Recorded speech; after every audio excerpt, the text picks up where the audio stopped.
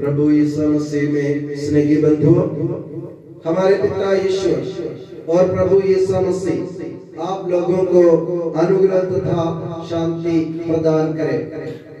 हमारी सीरो मलबार कलीसिया की उपासना पद्धति के अनुसार आज हम उपासना पद्धति के एक नए काल में प्रवेश कर रहे हैं और उस नए काल का नाम है शुभ संदेश काल या सुसंदेश काल, जिसे हम कहते हैं। इसे सुसंदेश काल या शुभ संदेश काल क्यों कहते हैं?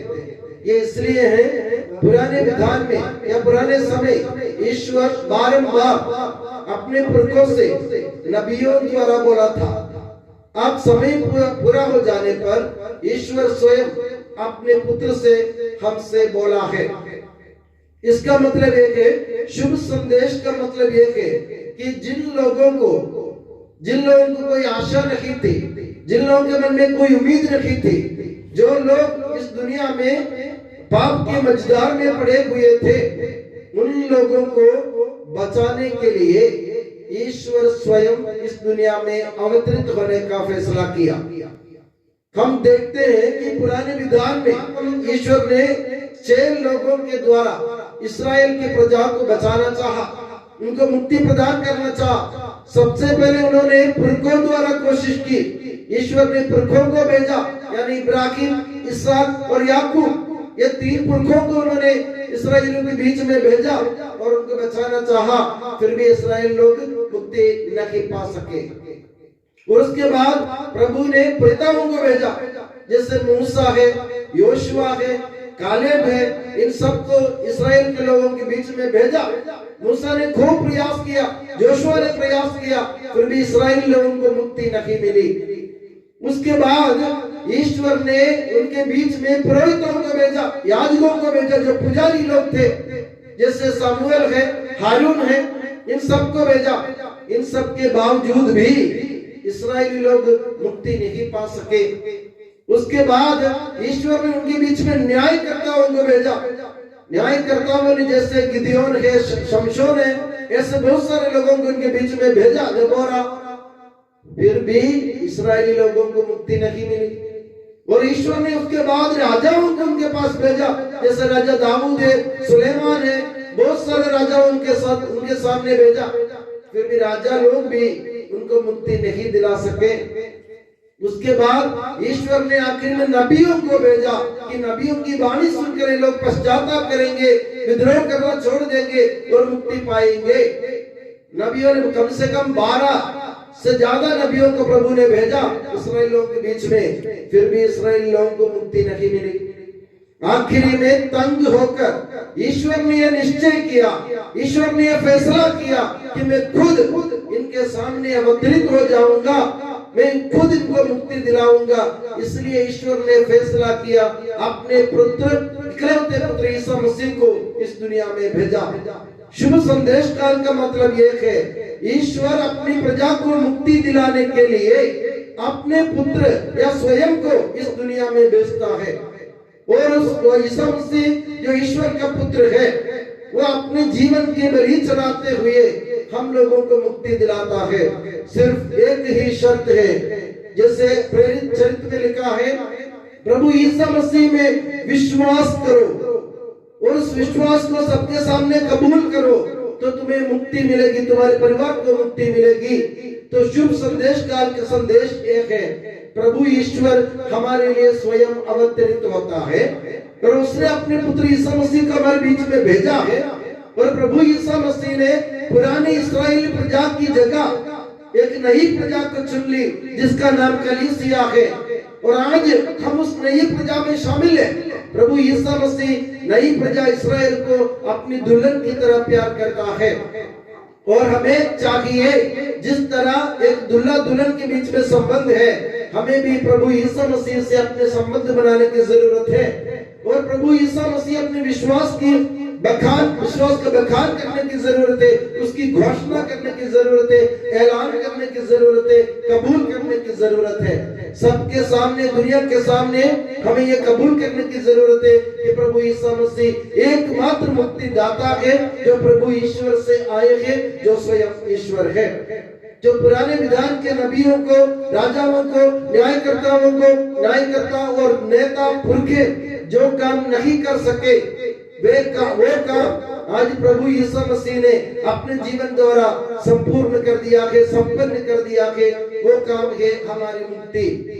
आज हमें उम्मीद है, आज हमें आशा है और आज हमें पक्का विश्वास है, हमारा भरोसा अटल है कि प्रभु यीशु मसीह में विश्वास करने वालों को मुक्ति जरूर मिलेगी। वो इस पापमय संसार के मझधार में नहीं डूबेगा। प्रभु यीशु मसीह स्वयं अपने हाथ से हम लोगों को संभालेंगे, हमें थाम लेंगे और हमारे पैर लटखड़ाने नहीं देंगे। बस इतनी ही जरूरत है कि हमें प्रभु यीशु मसीह के नाम का बखान करना और उन पर अटल विश्वास करना, चाहे कुछ भी हो जाए। तो प्रभु यीशु मसीह ने अपने विश्वास को जागृत करते हुए हम इस शुभ संदेश काल में प्रभु ईश्वर के इस अनमोल देन के प्रति प्रभु ईश्वर को धन्यवाद दे। और आज हमने सुना, आज पवित्र ग्रंथ से आप लोगों ने सुना, प्रभु ईश्वर अपने दूत को जकरियस नामक व्यक्ति के पास भेजता है। जकरियस और उसकी पत्नी एलिजाबेथ जिनके संतान नहीं थे, और आज के सुसमाचार में लिखा है वे दोनों धर्मी थे, वे धार्मिक जीवन बिताते थे, अच्छे लोग थे, भले काम करते थे। इसलिए प्रभु ने, ईश्वर ने यह सोचा कि इनको संतान प्रदान करूंगा और इनको संदेश दिया तुम्हारी संतान होगी। और वो संतान है यूहन्ना बपतिस्ता, जो प्रभु यीशु मसीह की राह तैयार करने के लिए आए थे। तो प्रभु यीशु मसीह को दुनिया में भेजने से पहले प्रभु ईश्वर ने उनकी राह तैयार करने के लिए, राह तैयार करने का मतलब ये है कि प्रभु यीशु मसीह इस दुनिया में मुक्तिदाता के रूप में आ रहा। तो हमें क्या चाहिए? हमें चाहिए कि हम अपने पापमय जीवन को त्याग दें, प्रभु यीशु मसीह के लिए अपने दिल में जगह बना ले। हम अपने अधर्म से, अपने विद्रोह से, अपने कुकर्मों से, अपने पाप से, अपने गुनाहों से अलविदा कह दे और हमारे जीवन में सुधार लाए। और ये पश्चाताप, मन का पश्चाताप के बिना कोई भी प्रभु यीशु मसीह को पा नहीं सकेगा। इसलिए प्रभु ईश्वर ने यूहन्ना बपतिस्ता को राह तैयार करने के लिए भेजा और यूहन्ना बपतिस्ता ने यह संदेश दिया, पश्चाताप करो, स्वर्ग का राज्य निकट आ गया है। आज का संदेश यही है मेरे प्यारे बंधुओं। शुभ संदेश काल में, शुभ संदेश काल में एक ही तो संदेश ईश्वर देना चाहता है। वो संदेश ये है, आज कल तक तुम जैसे थे हम उसके बारे में सोचते नहीं, कल तक तुमने क्या किया उसकी परवाह मत करो। आज से अपने जीवन में परिवर्तन लाओ, अपने जीवन में बदलाव लाओ, अपने जीवन के पाप में रास्ते को तजो, उसको त्याग दो और अपने जीवन में भला कार्य करना सीखो और प्रभु यीशु मसीह के लिए अपने दिल में जगह बना लो, जो दुनिया के मुक्ति दाता है और हमें बचाने के सामर्थ्य सिर्फ उनमें है और किसी वस्तु या व्यक्ति में नहीं। पुराने विधान में हमने देखा बहुत सारे लोगों ने कोशिश की मगर मुक्ति संभव नहीं हो सकी, और यीशु मसीह ने मुक्ति संभव कर दी।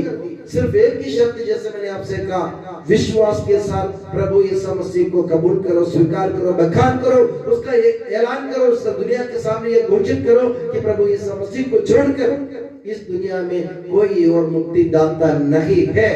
यह हमारा विश्वास होना चाहिए। इस विश्वास को, जैसे मैंने कहा, जागृत करो और उसको अटल बनाए रखो, अक्षुण्ण बनाए रखो, उसको बुझने मत दो, चाहे इस दुनिया में किसी भी प्रकार के उथल पुथल क्यों न हो जाए।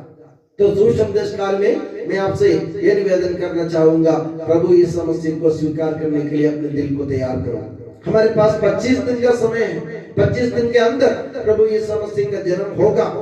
जन्म को गौशाला में प्रभु ने जन्म लिया उस जमाने में, मगर आज प्रभु चाहता है 25 दिसंबर के दिन मैं हर किसी के दिल में जन्म लेना चाहता हूँ। तो तुम्हारे मन उनके लिए एक पालना बनाओ, उनके लिए घर बनाओ, प्रभु को आमंत्रित करो, मेरे दिल में आओ, मुझे मुक्ति प्रदान करो, मैं तुझ में अपना अटल विश्वास जताता हूँ, तुम्हें छोड़कर मैं किसी वस्तु या व्यक्ति या किसी और देवता के बीच में नहीं जाऊंगा। इस अटल विश्वास के साथ, भरोसे के साथ अगर हम यीशु मसीह का नाम लेंगे, प्रभु यीशु मसीह हमारे दिल में अवतरित होगा और हमें मुक्ति मिल जाएगी इस दुनिया में।